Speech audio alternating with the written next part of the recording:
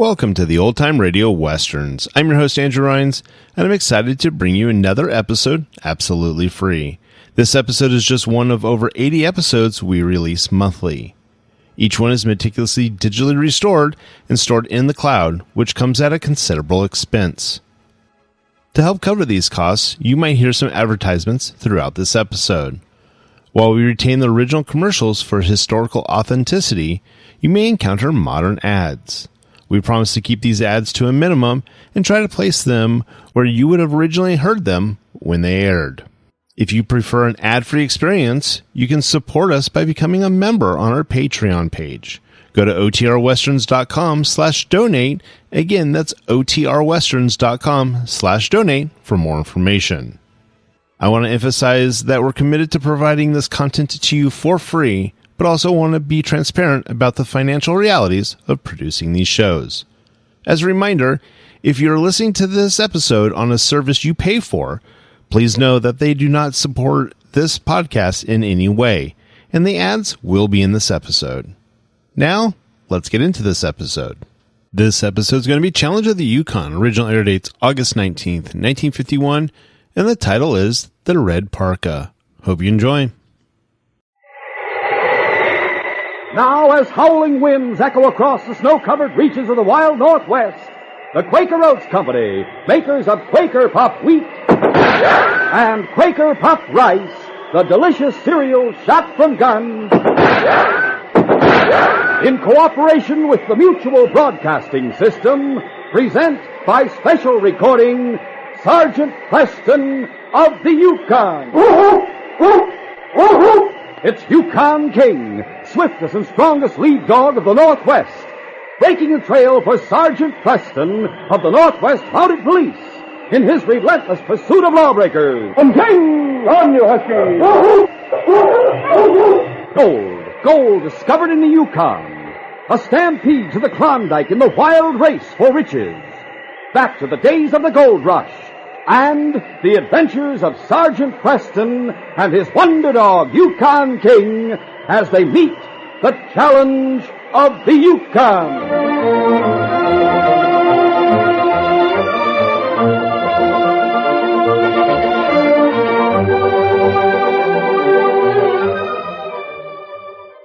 Our adventure will begin in just a moment. With summer here, pleasure driving time has arrived. There are more daylight hours, nice weather, and the fine outlook of the summer countryside. If you are on the highways or the road anywhere these summer days, be especially careful. There will be the inevitable traffic tie-ups and delays, the reckless drivers, the slow drivers, and the innumerable other incidents that can make warm weather driving so unpleasant and hazardous. Don't let your good spirits bubble over into unsafe speeds.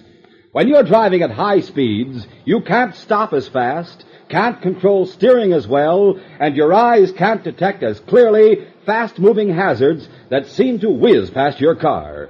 So drive slower. You may arrive at your destination a little later, but your chances of getting there are better. When you're driving in the country, take it easy and enjoy your ride. Drive carefully and make this your best summer ever. This message is brought to you as a public service.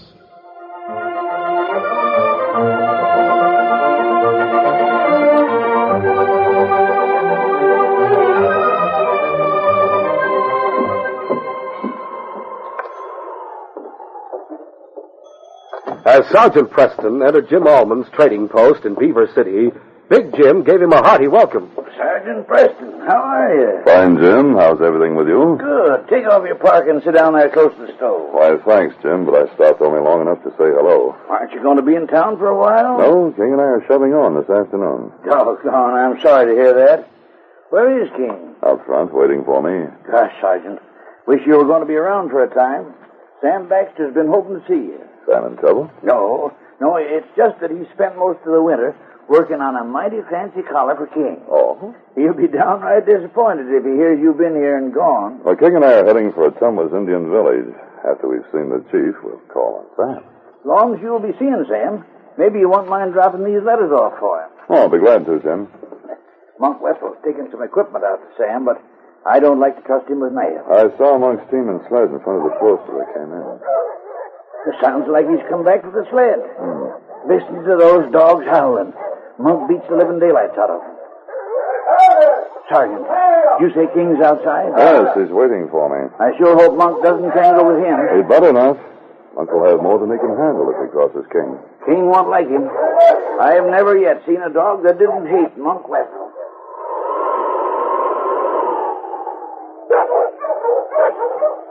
Outside the trading post, Monk Wessel's dogs were fighting among themselves. Monk's heavy features were distorted with anger. He cracked his whip mercilessly in an effort to silence the team. Up, you no good hounds! Get up, I tell you! Phil, come on over here. I didn't took you for a Maori in that red Parka. Boys at the cafe said you were in town.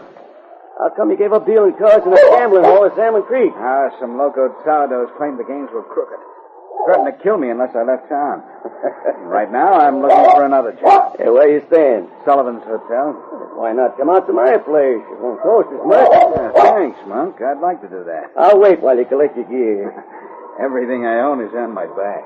How far do we go? Well, my cabin's about 4 hours from here. What's wrong with your dog? I think that husky over there hasn't stirred up. If he moves, he'd likely quiet down. He's a good-looking dog. It belongs to Preston, the Mountie. That's Preston's dog. I've heard about King. I don't know what his name is, but I'll have a tough time lining up my team if he doesn't get out of there. I'll grab that husky's collar and see if I can move him. He won't let you grab his collar, Monk. You better leave him alone. What do you mean he won't let me grab his collar? I'll break him. What'd I tell you, Monk? Leave him alone. Growl at me, will you? I'll show you who's boss. When I say move, let me move. Don't try to whip him. One good stock with this whip, and he'll be on his way. Don't try it, Monk. I've heard about this dog. He's dynamite. Don't get him riled, Monk. Don't tell me how to handle dogs. The whip's the only thing they understand. Stand back, Silk. I aim to teach Preston's dog a lesson he'll never forget. Yukon King's menacing growls had enraged Monk Wessel. The trapper raised his whip, intending to strike the dog. But as his arm went back, King stood up. King's eyes flashed dangerously, and his fangs were bared. The great husky was poised for action. Don't do it, Monk. Leave him alone. I'll teach him who's boss. You won't be so cocky after you've had a taste of this whip. You're crazy, Monk. If King doesn't get you, the Mountie will. Preston's likely to jail you if you try to beat him. Now, look at him. That dog's ready to spring, Monk. Well, maybe you're right. Come on, Silk. Now you're being smart. You'd have been crazy to tangle with that dog. Now, look. Move to the other side of the door. Well, if he'd done that in the first place, we'd have no trouble. All right, you mutts. Line up. Line up there. Get on the sled, Silk. Right. Hey, this is mighty good-looking equipment, Monk. It's not mine. I'm taking it to Sam Baxter. Mush, you malamute! Mush! Will we reach your place before dark? Well, we will if we don't stop at Baxter's. We'll go to my place first, fill up the fire, and have something to eat. We'll go to Sam's later. Mush! Get along!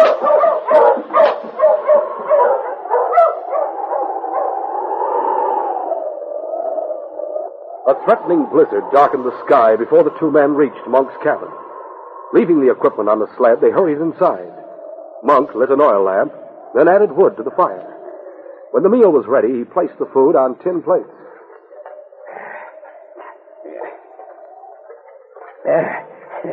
Chow's not fancy, Silk, but it's hot and it'll fill you up. How are your trap lines, Monk? Well, I'm hoping to get enough pelts next season to go back to state. You can go back right now.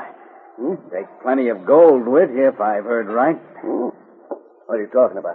Baxter. He keeps his gold in his cabin, doesn't he? Yeah, but... Monk, I'm going to get his gold. Oh. You with me?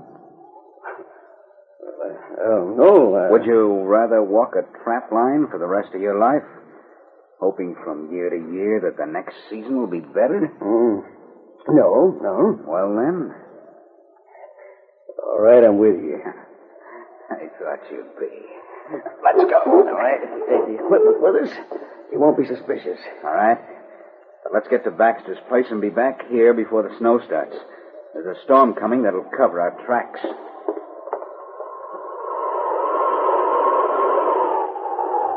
Monk halted his sled in front of Sam Baxter's cabin. Then, after unloading the equipment he had brought with him, he said, Close the door, Silk. Sam, this is my friend, Silk Barron. Silk, meet Sam Baxter. Hi, Sam. Hi, Baron. Monk, I'm obliged to you for bringing out that equipment. Oh, that's all right. Hey, get down. Get down. Never. Leave Monk alone. Quiet. Monk, do all dogs hate you? Oh, they're all alike. They're all dumb. Oh, no, Monk. Dogs are smart. Mother dumb. Yours doesn't like me. Well, maybe she knows you better than we do.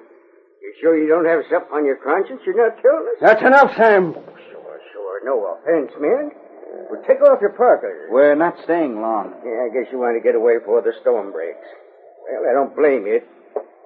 Monk, what's the idea of pulling the gun? Take it easy, Sam. Monk, you crazy? No, I'm not crazy. Is this robbery? Yes, it's a robbery. After we take your gold, we'll clear out of here. Too bad, old-timer.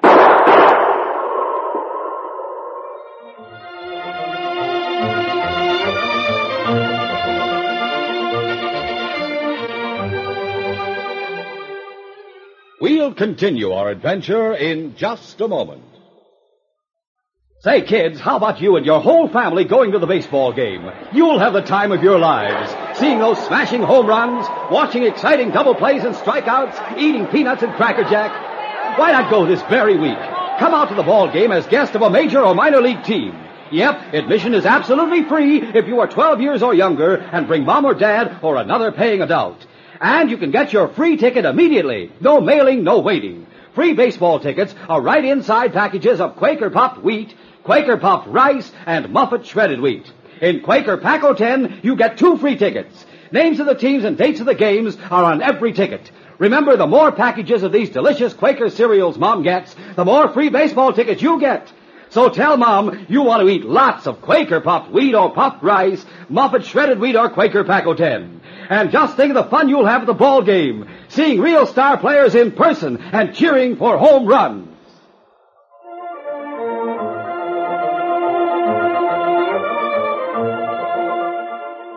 Now to continue. Sergeant Preston and King had been to Ottumwa's Indian village.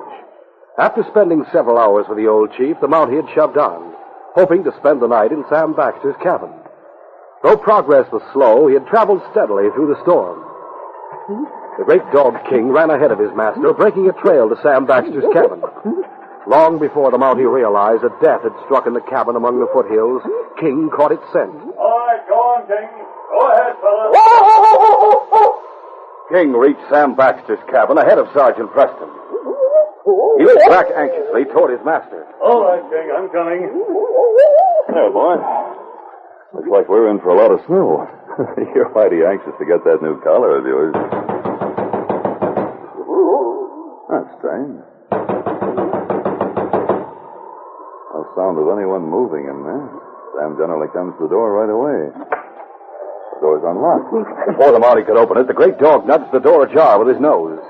King stood at the threshold, whimpering as he looked inside. Sam! What in the world? He's been shot, King. Let's see if there's anything we can do for him.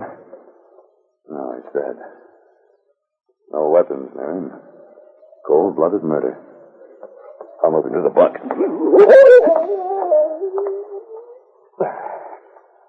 I see Monk Wessel was here. There's the equipment he left. King stopped beside the still form of a small dog. He saw the jaws locked, and from small, sharp teeth hung a piece of cloth. Murdered for his gold. Every bit of it's gone. Oh, yes, King. I see the killer shot your friend Snapper. She must have put up a fight. What's this? Sergeant Preston loosened the clenched jaws of the dead dog and took from its mouth a piece of cloth. The Mountie studied the texture of the fabric. Heavy. Looks as if it were torn from a parka. A bright red parka. King knew it was Monk Wessel's scent that still lingered on the fragment of material. The only clue we have, boy. We'll go after a killer wearing a red parka. Come on, King. We'll go talk to Monk Wessel. He may be able to help us. A short time later, Sergeant Preston reached Monk Wessel's cabin.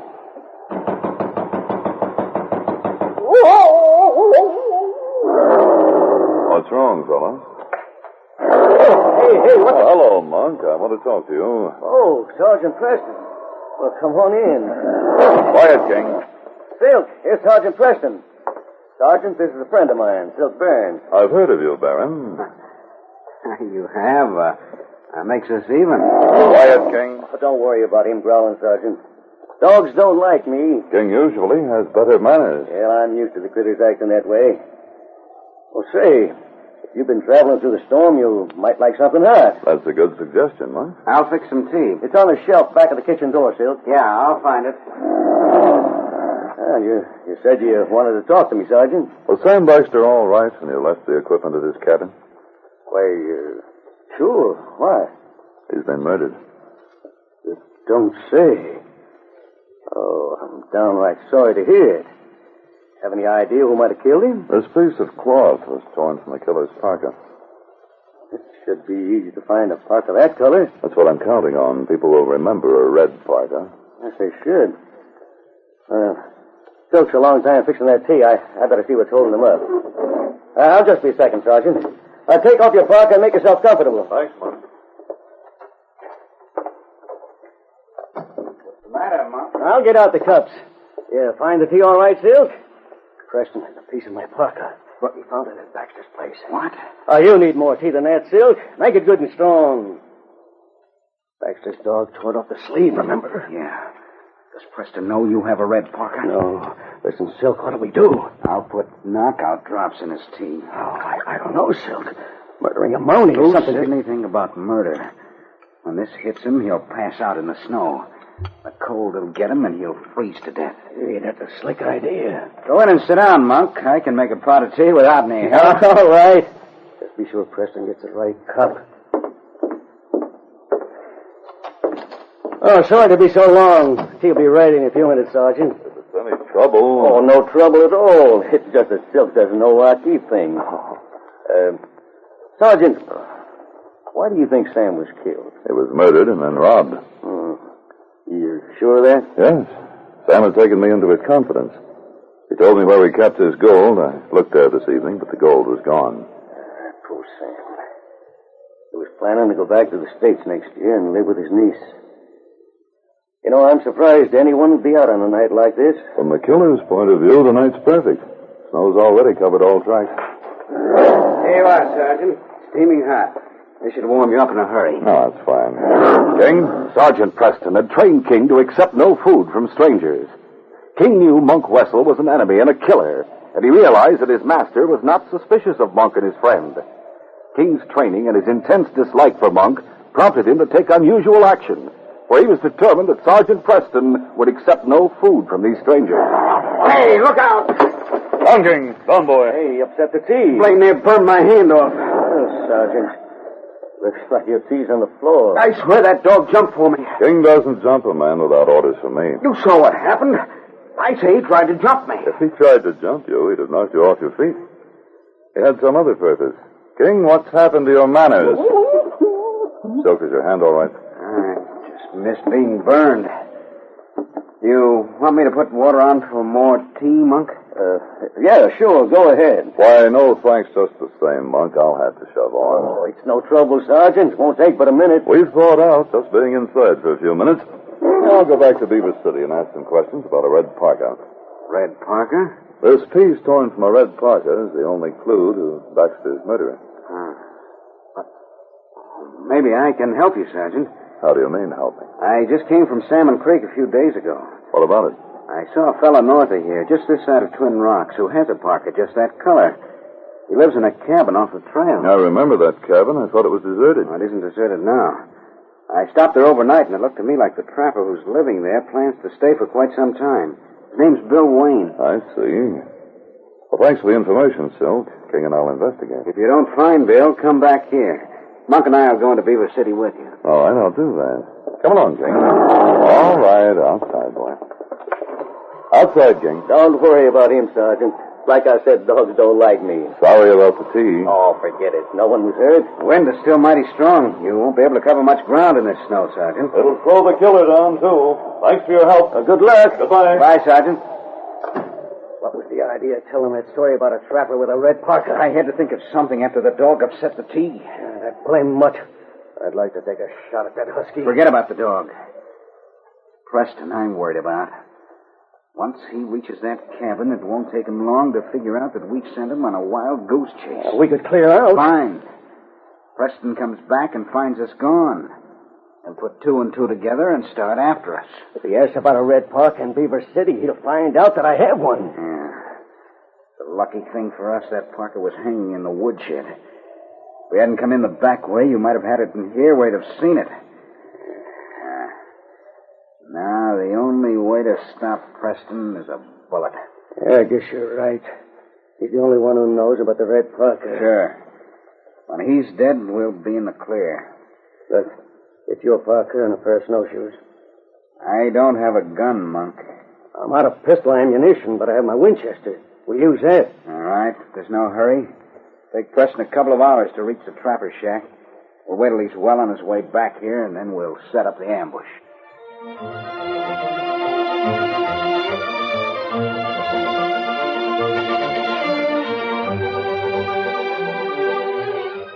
We'll continue our adventure in just a moment. It's a hit! There it goes into the right field stands. It's a homer! Oh, boy, kids, what fun it is at the ballpark. Come on out to the game. Come now as guest of a major or minor league team. It's your chance to get free baseball tickets. If you are 12 years or younger, you can see a major or minor league baseball game free with a paying adult like Mom or Dad. Bring the whole family and make a big day of it. This very day, or first thing tomorrow morning, you can get a free baseball ticket. No mailing, no waiting. It's right inside a package of Quaker Puffed Wheat or Quaker Puffed Rice or Muffet Shredded Wheat. Or buy Quaker Pack 10 and get 2 free baseball tickets. Names of teams and dates are on every ticket.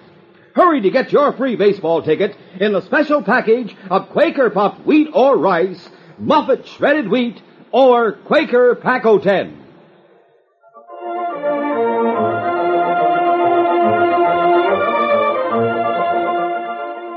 Now to continue.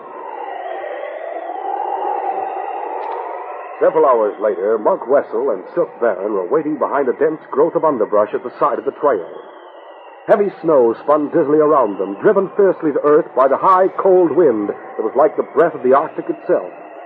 As a trapper, Monk was accustomed to being outdoors in all kinds of weather. But Silk Baron had made his living as a dealer in gambling halls. He had never been forced to endure the hardships of Yukon storms. When he and Monk planned Sergeant Preston's ambush, Silk hadn't considered the weather. And now as he waited for the Mountie to appear, he was blinded by the snow and stinging wind. In spite of his heavy bearskin parka, Silk was chilled to the bone. He longed for the warmth and comfort of a stove or fireplace. Hey, what are you doing, Silk? We're breaking off some of these branches. What for? To make a fire. Oh, no, you don't. Monk, I'm freezing. If Preston sees a fire, he'll know we're here. The snow's too heavy for him to see until he gets close to us. Nothing doing. Those pine branches wouldn't burn. They're green. You might as well throw them away. If Preston doesn't come soon, I'll freeze to death. The trouble with you is you're soft. What would you do if you had to walk a trap line all winter? Any fool can walk a trap line. You couldn't. All right, I couldn't. I can't stand being out in this storm either. If Preston doesn't come soon, I'm going back to your place. Hey, take it easy, Silk. I think I hear his dog. It's about time. The snow's so thick I can't see him. You'll have to wait till he gets close before you shoot. Maybe it's better that way. Close range, I can't miss. I'll be sure to hit him. Traveling on snowshoes through the storm, Sergeant Preston's journey seemed as endless as it had been futile. Finding the cabin near Twin Rocks deserted, the Mountie had started back from Monk Wessel's place to ask questions. Preston would have welcomed the opportunity to rest a few hours, but he was determined to learn why Silk Baron had lied about the man in the red parka. The great dog King was just a few paces ahead of his master, breaking a trail through the unmarked blanket of snow. The soft white flakes were falling heavily, glittering in the moonlight that would soon fade into dawn. King knew from the sounds and scents of the wilderness that he and the Mountie were the only living things stirring. Let's travel faster, King. King obediently quickened his pace. As the dog moved ahead, a new scent filled his nostrils. Freshly cut pine. King didn't know that the scent came from the green branches Silk Baron had torn from a pine tree. But he did know that he hadn't noticed the scent when they covered the trail a few hours earlier. You're slowing down, boy. Come on, we have a lot of work ahead of us. King had shortened his strides, and now the scent of pine was heavy in the air. The great dog decided to investigate. It was then that he caught the hated scent of Monk Wessel. The dog's fur stood up sharply on the back of his neck. His animal caution warned him of danger, But King didn't heed the warning.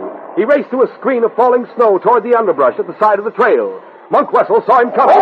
Monk raised his carbine and fired. But he had underestimated the dog's speed. The bullet clipped King's fur, but the great husky didn't slacken his pace. Monk, you missed him. Shoot again. Monk hurriedly leveled the weapon. But in his frenzied haste, the cartridge jammed in the breech. Before he could release it, King leapt. In one blinding flash, King was over the underbrush that separated him from the killers, and Sergeant Preston was close behind. Help me. Monk screamed his panic as King's jaws closed on his gun arm. The dog's fangs pierced the fabric of the red parka. Monk knew that if he struggled, King's strong teeth could tear through his flesh like a steel trap. I'm coming, King. I'll get you. Silk Baron reached to scoop up the carbine Monk had dropped, but before he could get it off the ground, Preston fired. No. The Mountie bullet struck the gambler's right hand. All right, King, you're covered, both of you. Get a call off this dog, Preston. All right, King. Steady, boy. I'm wounded. You shot me. Oh, that dog of yours sure had me scared, Preston. I see my search for the red parka is ended, Monk. I can explain that, I suppose you can explain firing on King and me. Both of you are under arrest in the name of the Crown. My hand is smashed. You busted it with your bullet. I'll never be able to deal a deck of cards again. You should be more worried about your neck than your hand. The two of you will hang for murder. Well, now listen, Sergeant. It was Silk's idea to kill Sam. He said we could clear out of the Yukon and take Sam's gold with us. You dirty double-crosser. Who pulled the trigger? Who shot Bex? You did. I didn't even have a gun. Monk, I'm taking you both back to your cabin. I'll put handcuffs on you and leave King on guard while I look for Sam's gold. You won't have to look far. It's under the table in the kitchen. We'll go there and pick it up. And then we're going to the jail in Beaver City. And if either of you makes a break... Oh, no. Don't worry. We won't make any trouble. Get moving. Just keep that dog away from me, Preston. He hates me anyway. King hates all killers. Get moving, both of you. Yes, boy. The case of the red parka is closed.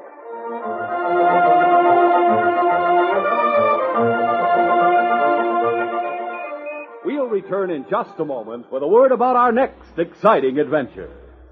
Young America keeps its musical knowledge up to date by listening to Phonorama Time, starring Johnny Desmond. Every Saturday, Johnny presents a roundup of the platters that are making musical history from coast to coast. In addition, he brings such outstanding big-name guests as Teresa Brewer, the Fontaine Sisters, and Bill Haley's Comet.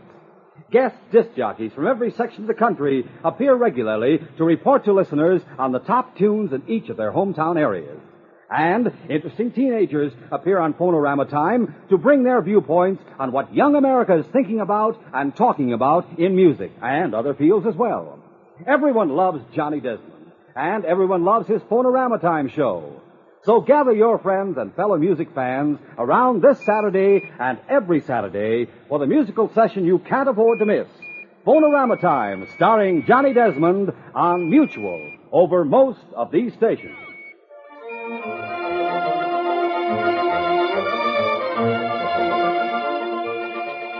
Revenge can be the motive for murder. So can fear and greed. A web of dark motives obscure the disappearance of Stephen Hall. And the sergeant and King may soon find that the search for truth is often dangerous and sometimes deadly. Don't miss this next exciting adventure.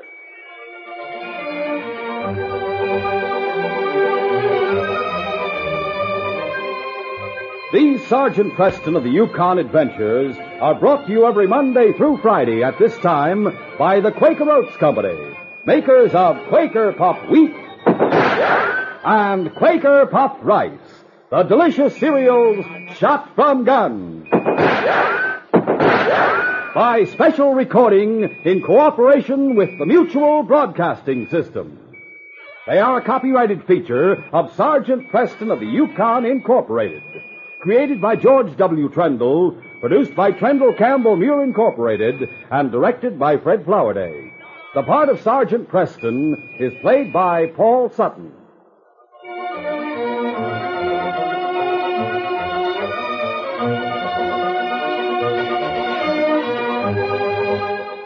This is J. Michael wishing you goodbye, good luck, and good health from Quaker Puff Wheat and Quaker Puff Rice. So long. This is Mutual, Radio Network for all America.